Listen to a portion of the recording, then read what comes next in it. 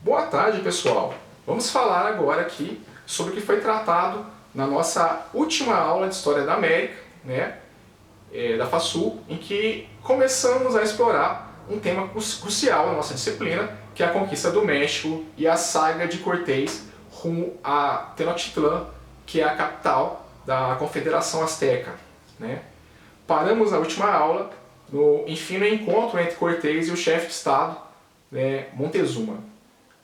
Bem, para enriquecer, né, a nossa aula, eu propus para vocês que assistissem um episódio da série Hernan, que felizmente fiquei sabendo que existe, né, agora esses dias, graças a vocês, que foi produzido pela Amazon Prime, né, que é um serviço de streaming, estilo Netflix, e que conta essa saga que até então não tinha recebido uma versão consistente em audiovisual, né? Até era uma coisa que é difícil de se compreender devido à dimensão da história e tal, mas que não por acaso saiu agora no ano passado, né? 2019, em que se comemora, né, os 500 anos da tomada de Tenochtitlán. Eu disse tomada porque, cara, observe só, se no Brasil a descoberta da América, o descobrimento do Brasil é algo que é tratado como algo que une todos os brasileiros, um evento fundador, que todo mundo fica feliz, teve feriado esses dias, o mesmo não acontece no caso do México, porque o México ele já tinha povoados consistentes ali, indígenas, e 1519 representa a derrocada do Império Mexica, certo? Então isso é triste para os indígenas, foi uma matança. Vocês não se ligaram que foi uma matança ainda? É porque não chegamos nessa parte ainda terrível, né, da história. Agora sim que vamos falar dos desdobramentos assim, negativos nessa tomada, que a princípio foi um evento tranquilo, né, que foi um evento pacífico e tal, em que Cortés encontra Montezuma, que é muito bem recebido. Bem, essa série ela tem uma pira muito parecida com a de Todorov, se a gente considerar que Todorov também centra o seu livro, A Conquista da América, em personagens, né? Ele vai explorar Montezuma, Cortés, etc. Colombo. O mesmo faz a série, que ela vai explorar personagens, né? Como, por exemplo, tem um episódio chamado Bernal, em que vai ser tratado a história do Bernal Dias del Castillo, que também é um cara que vai fazer lá uma crônica sobre a tomada de Tenochtitlán e tal.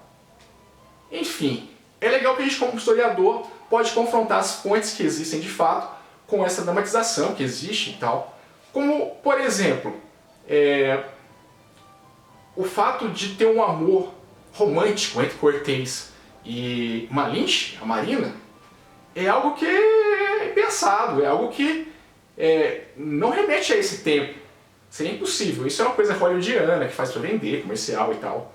E outra coisa também, Cortés chega para Montezuma, né, numa das cenas lá desse encontro, né, o episódio que eu passei para vocês fala sobre o encontro entre os dois, né, Montezuma e Cortés, em que ele fala que ele não é Deus coisa nenhuma, que ele é só um homem que veio de longe. Todorov aponta em outro sentido, através das fontes, que Cortés usa dessa desinteligência dos astecas, né? Usa desse fato dos astecas acharem que ele é um deus para poder conquistar, certo? Bom, então, o que acontece depois que Cortés encontra-se com Montezuma, de fato? Passa-se algumas semanas, o clima azeda e Cortés prende Montezuma porque alguns indígenas que eram subordinados de Montezuma matam alguns espanhóis lá em Veracruz, que é a primeira cidade que o Cortés funda. Então Cortés prende aquele cara que super bem recebeu ele naquela cidade, daquele tamanho todo colossal, né? E ele passa a mandar de tabela, já que ele prende o príncipe, ele que passa a mandar, né, na situação ali.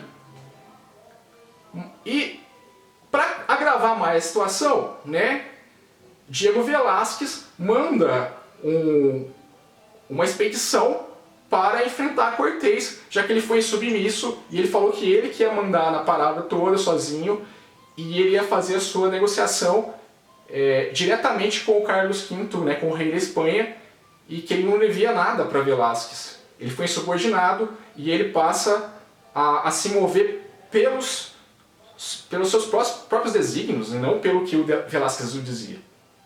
Bom, então o que acontece? Narváez, a mando de Velázquez, vai tentar derrotar Cortés. Né? Cortés fica sabendo disso e monta uma expedição para encontrar Narváez. Cortés vence essa expedição, vence essa batalha, vence essa luta, e aqueles caras que acabam se rendendo, eles acabam bandeando pro lado do Cortés. Ele fala, cara, aí tem ouro, tem um monte de coisa ali, vem que a gente vai se dar bem. Então Cortés resolve esse problema, só que acontece um outro problema lá em Tenochtitlan, pior ainda.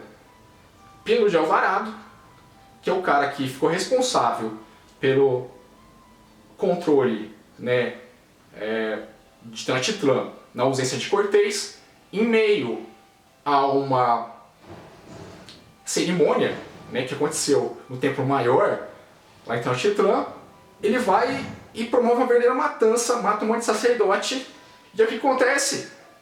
Dá ruim! Sim, dá problema! Os astecas ficam injuriados com aquela situação. Imagine só, o seu rei está preso. Os caras vêm do nada ali e matam vários dos deles. Figuras importantes, sacerdotes. O que acontece? Rebelião. Sim, dá problema, rebelião. Bom, quando o Cortés volta para Tenochtitlan, o negócio já tinha azedado, já estava um clima completamente diferente do que ele deixou. E aí Cortés, após alguns dias, ele tem a ideia de pedir para Montezuma, que é prisioneiro dos espanhóis, para ele falar com os seus súditos, né, para tentar amenizar a situação. O que o Montezuma sai, a população acaba hostilizando o Montezuma e ele recebe uma pedrada na cabeça e ele acaba morrendo. Dias depois, os espanhóis, vendo a tensão aumentando dia após dia, pensam numa fuga desesperada, que acaba de fato acontecendo dias depois, só que os mexicas encontram, eles percebem que os espanhóis estão fugindo e os interceptam. Acontece um conflito de grandes dimensões, os espanhóis acabam perdendo, né, essa batalha, foi a única grande batalha que os espanhóis perdem, morre um monte de gente e esse evento é conhecido como La Noche Triste.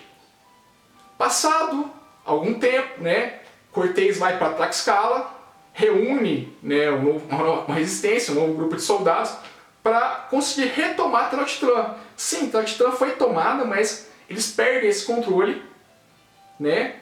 Os mexicas voltam a ter o poder para si e depois tem uma outra expedição que Cortés lidera para tomar Tenochtitlan de novo. E aí rola um cerco de 70 dias na cidade de Tenochtitlan, que foi um negócio feio demais, que houve uma baita de uma matança, né? Houve, além de mortes por armas, mortes por fome e também por uma doença que estava cometendo, se tinha uma pandemia rolando na época, trazida pelos próprios europeus. Uma epidemia de varíola. Sim, não é a primeira vez que uma epidemia, digamos assim, ela ceifa um monte de vida, ela acaba com uma população, dizia uma população. Isso aconteceu, essa guerra biológica, na conquista do México. Isso aconteceu, digamos que toda a América, inclusive, porque os indígenas não tinham resistência ante essas doenças que só existiam até então no Velho Mundo.